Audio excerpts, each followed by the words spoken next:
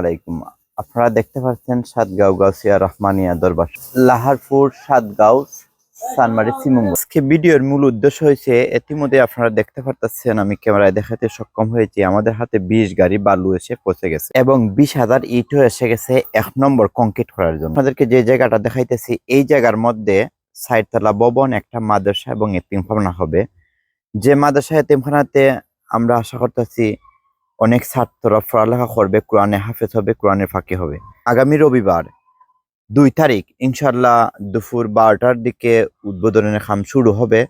দরবার শরীফের বক্ত মুরিদ যে যেখান থেকে দেখতেছেন এবং দেখবেন, এলাকাবাসী সহ মায় মুরিদ আপনাদের সকলকে দাওয়াত রইল। ওই তো এই 4 তলা ভবন হবে খানকা শরীফের সামনে। এই সে খানকা শরীফের সামনেই 4 তলা ভবন। পাশে আছে মসজিদ, তার সাথে দেখতে পারতেছেন অর্থ লেখাটা।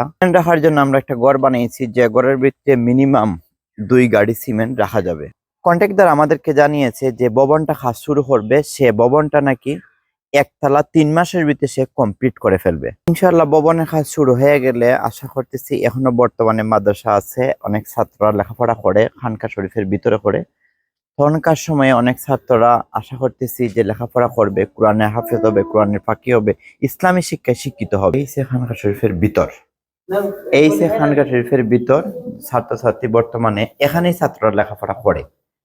তো ভবন হয়ে গেলে ভবনে লেখাপড়া করবে ইনশাল্লাহ। ভবন হয়ে গেলে অর্থওয়ালা হাতে অনেক ছাত্র, আমার জানা মতে পুরা এরিয়াতে অনেক ছাত্র আছে যারা খুব সহজেই ইসলামী শিক্ষায় কোরআনে হাফেজ হওয়ার জন্য সুবিধা পাইব।